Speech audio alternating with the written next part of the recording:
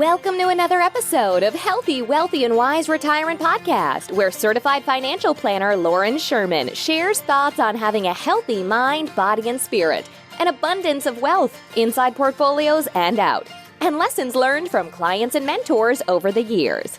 Welcome back to another Healthy, Wealthy, and Wise Retirement. Today we have part 2 of my conversation with Jacob Schroeder.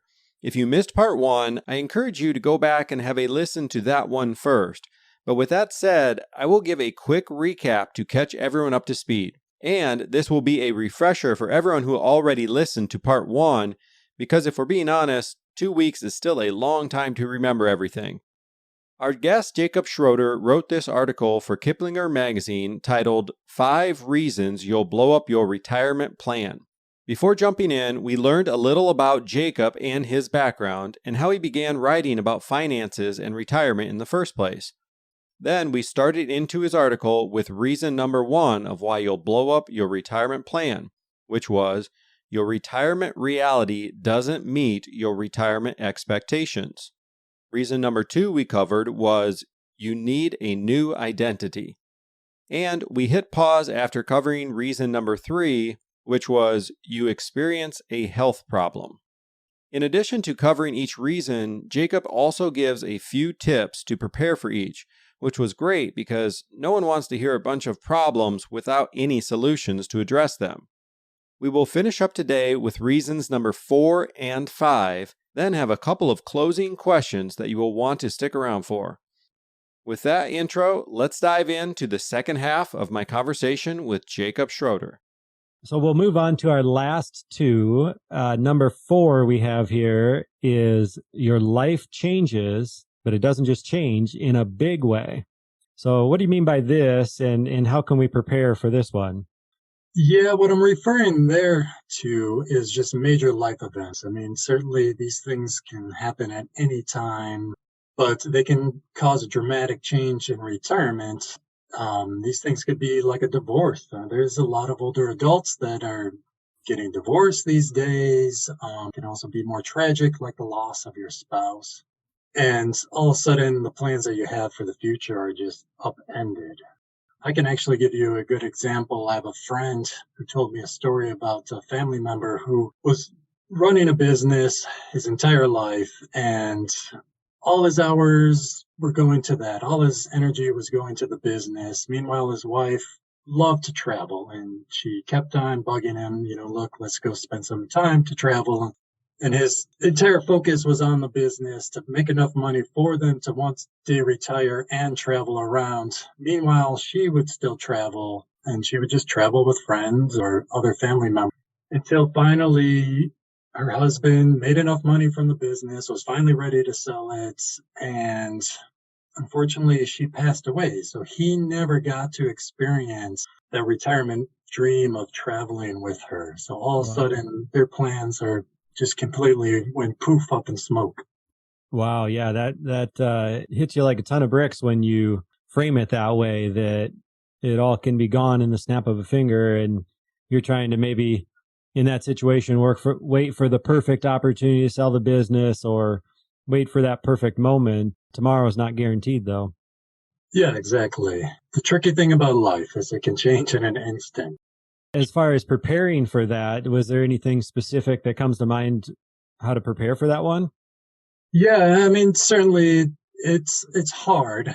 I would say, too, a more important piece of that is just kind of keeping your finances and especially your estate documents up to date. I mean, when your life changes like that, I mean, we kind of get into a habit of setting things and forgetting them. That could be like a beneficiary on your 401k. As soon as you start working, you put down whomever, and then you never think about it until you retire. But then, especially if you do get divorced and then you remarry and then you realize, wait a minute, I have my ex-wife or my ex-husband as a beneficiary to my assets. I mean, that can cause a lot of trouble. Yeah, that's no good. Right, exactly. So I think just kind of being mindful of those type of things, that so when a dramatic life event happens, that it doesn't completely upend your finances on top of it. And I think probably if it's a spousal situation like that, talking with your spouse or even having a third party there to help navigate that conversation could be helpful. I think sometimes people have a stigma about going to a therapist or something like that, but those people are professionals at helping guide those conversations too. For us guys, maybe we just need to call it something else. It's like a, guided conversation or something like that. I don't know what to call it, but maybe there's a business in that. Yeah, I don't know. I mean, maybe they need to start having those meetings in like a pub or something. There you go. Well, and one other thought kind of came to mind when you mentioned having your estate documents in order. My grandpa on my mom's side, when he passed away, he was the one that handled everything. So he knew everything. My grandma had an idea what was going on, but he would be so well organized that he had file cabinets full of stuff, full of papers from 20 years ago, what this stock sold for and what investment he bought over here. And the problem with being so well documented like that is that he never really got rid of anything either. You're going down a rabbit hole trying to figure out this stock that changed names 10 times over the last 30 years. And you kind of finally get to the end of the rabbit hole and say, okay, we got that one finished. But that just brings to mind, we try to help clients with this. We have a data aggregation tool where they can sync kind of their whole financial world to one place. It's really kind of like, I call it the home base for your financial planning. It's like if you took a puzzle and you dumped it on the kitchen table, this puts all the pieces together so that when someone does pass away, you can have viewable upon death or viewable upon disability where your kids can view all of this stuff and it's perfectly well organized. And it lets you focus on the grieving process instead of all of that nobody wants to worry about, particularly during that time in your lives. Absolutely. That's very helpful. I mean, I think a lot of people aren't really privy to the idea of that. There are just a lot of financial steps that go into having a loved one pass away. And you still have situations today in which that individual has estate documents locked in a safe deposit box and no one has the key. And so what do you do there? So to have that information readily available is certainly helpful. Right. Yeah. And not to stick on this one any longer too, but one other thought came to mind when you were mentioning your outdated beneficiaries. One mistake is they create a trust and then they never put anything into it. They never fund it with any assets. Right. So that's one thing. And then another is that a lot of people create a will and they take a ton of time and energy into laying out where all of their assets should go, not realizing that investments or insurance contracts that have beneficiaries actually supersede that will. So Right. you have to get everything on the same page. You might take all this time in the world, pay a lawyer a bunch of fees and get your will in order, and then find out that your life insurance, like you mentioned before, goes to your ex-wife. And that's no good. That's not a fun conversation to have. No, and no one likes to think about dying, of course, but it certainly will make the lives of your loved ones much easier. Right. So similar to the previous issue that we just talked about here, with our fifth and last reason for blowing up your retirement plan, we have the world changes in a big way. So our last one was your life changes in a big way. This one, the world changes in a big way. And I guess coming out of COVID recently, that's a pretty great example, right? Yeah, exactly. I mean, that's pretty convenient is that we've all lived this example of it. This is what happens. There are a lot of major things that can go on in the world that you have no control over, but you have no choice but to adjust to. I can actually provide an interesting story because a reader of my article actually sent me an email thanking me for this article because it actually spoke to his situation. He retired in about 2019, had no idea what he wanted to do. So that pertains back to the other one in regards to a change in your identity. He didn't know what he wanted to do. Then COVID struck. And all of a sudden, all his opportunities to go do things, spend time with people were completely upended. So he kind of experienced this double whammy. And unfortunately, he went down into this deep depression, it said, and struggled with that for quite a while until things started to open up again and he could go out and experience things. And fortunately, he was able to get himself out of his deep malaise of, living like this. But it goes to show you that a lot of things could happen, and then you essentially kind of have to adjust. And I mean, other examples could be a geopolitical conflict or a natural disaster. I mean, if you're retiring in Florida and all of a sudden a hurricane comes through and boom, there goes your house, all your possessions, what do you do then? Right. And, depending on when people are listening to this, it'd be awesome if this was behind us by the time you're listening to this. But the whole situation with Russia and Ukraine, obviously, we have no control over that, at least on an individual basis here. I think on our website, actually, we have two circles, and it's the one of, what matters most is in one circle, and then what you can control is in the other circle. And there's just a small gap of where those two overlap. And I think it is important to focus all of our, our time and energy into that piece, because we'll drive ourselves nuts worrying about things that either A, don't matter, or B, they're outside of our control. So this is kind of a tough category to maybe prepare for, but do you have any tips that you can think of as far as how to prepare for, I guess, the world changing? Well, I think you're getting to the point of what you could do is, certainly focus on what you can control, and that can generally kind of carry over and help you in a spot when something that you can't control comes and disrupts your life. But I think certainly being, as you had mentioned throughout this conversation, being intentional and being mindful of what could happen. If you're thinking about retiring overseas, where are you going to retire? Could there be some political unrest, that type of thing? Do you have a plan B if something happened in that area? You certainly should try to plan to be flexible. And certainly you want to try to take care of your money as best you can. You want to make it accessible if something does happen, that you're not stuck. Just trying to retain that flexibility, both financially, but also essentially physically. Right. And I think just trying to play devil's advocate with your plan. Just try to, no matter how unlikely the scenario could be, you should at least kind of consider it. It doesn't have to be as dramatic as, revolution or World War III, but still you want to try to kind of keep that in your mind and think of like, well, what would you do if that situation did occur? Sure.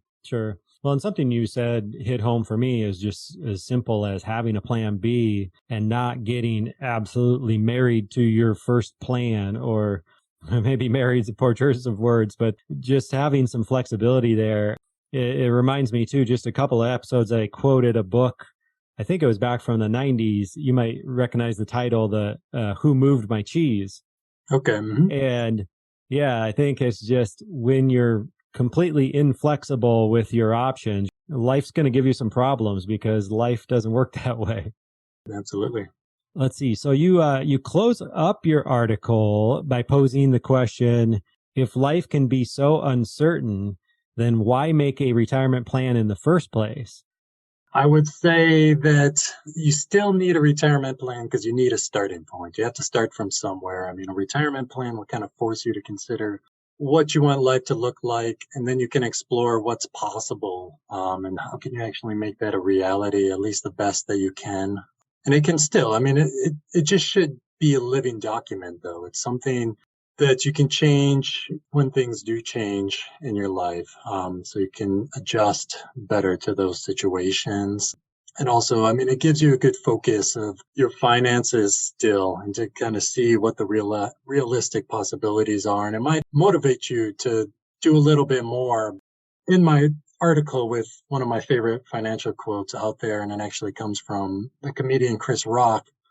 He says, wealth is not about having a lot of money. It's about having a lot of options. I think that's really important. You do a lot of financial planning and investing to build wealth, not to like sit on a bunch of money, but to give yourself a lot of options when things change. And so you can go do different things when you need to. Right. Yeah, we do our financial planning in a technology called Right Capital. To borrow a term from it you just mentioned, I often tell people this is our living, breathing document, and syncing your accounts to that, they're updating in live time. So you're not walking out of an office with an outdated plan.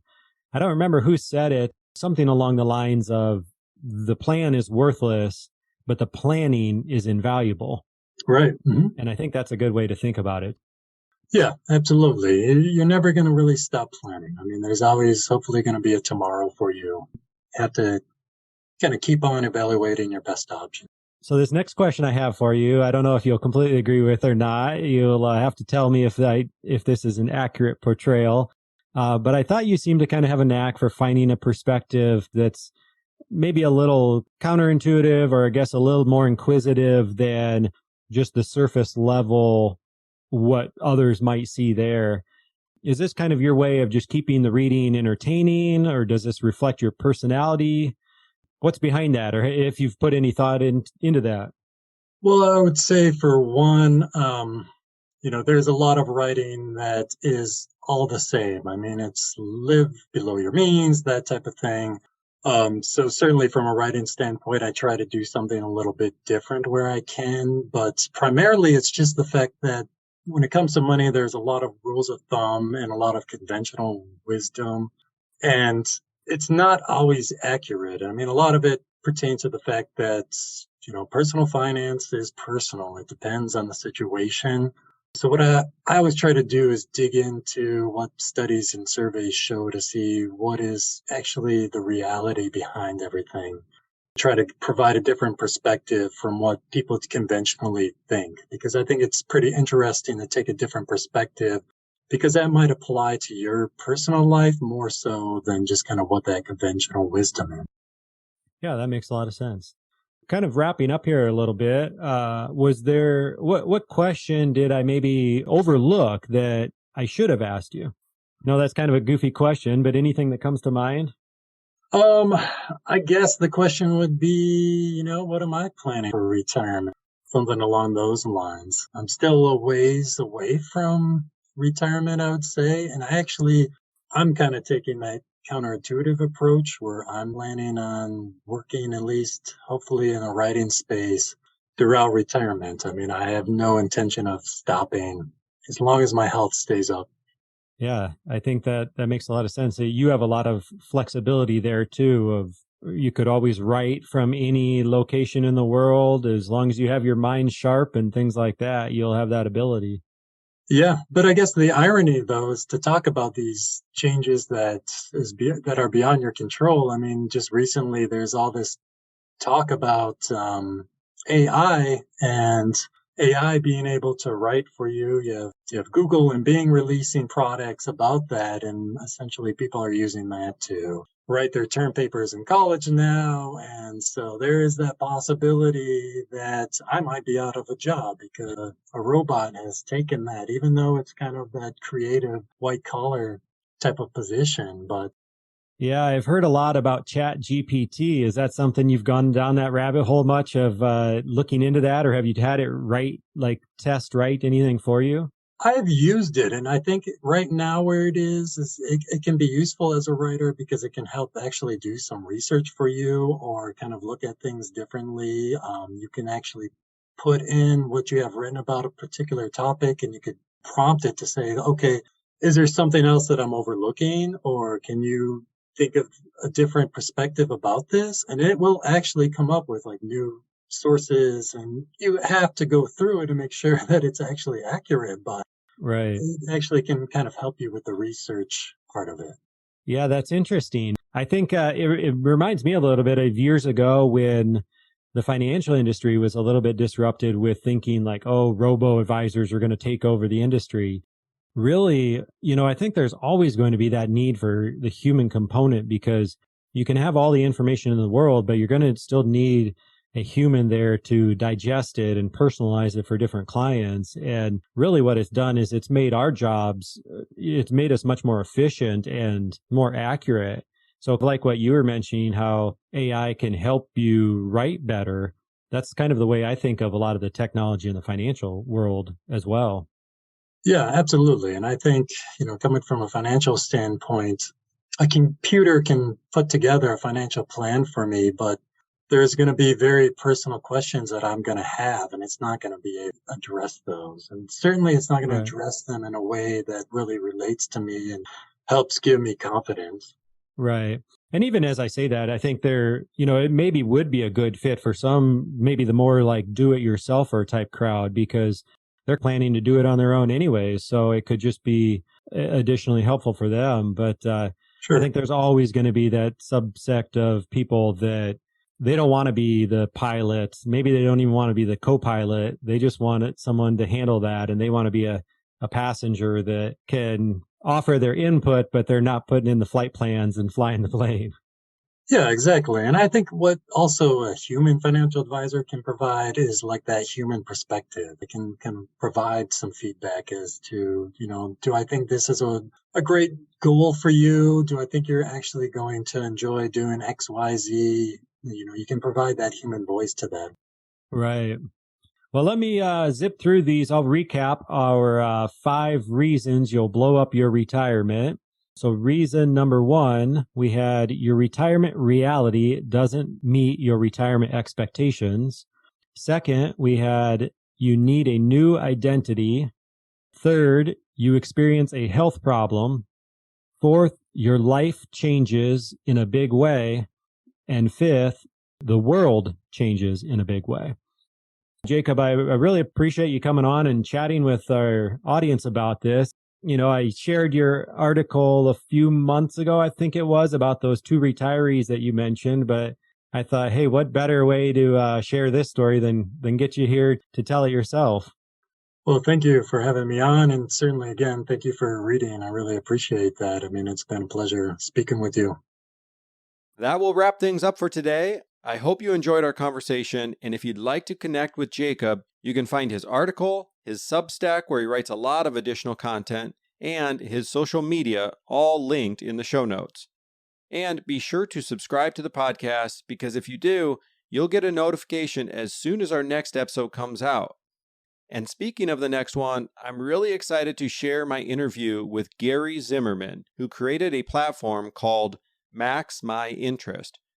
You won't want to miss that one, as he's going to show us a simple way you can earn top interest rates on your checking accounts, all with the full safety of being FDIC insured. This can help you put real dollars back into your retirement plan year after year. So we will have that conversation when we come back in just 2 weeks. God bless.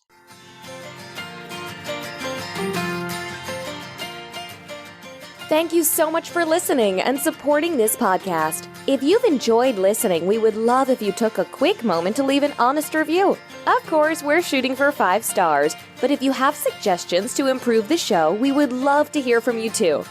Just click on the podcast name, Healthy, Wealthy, and Wise Retirement Podcast, and scroll down to ratings and review. Thanks again for your support, as this helps us reach a wider audience and help even more retirees just like you.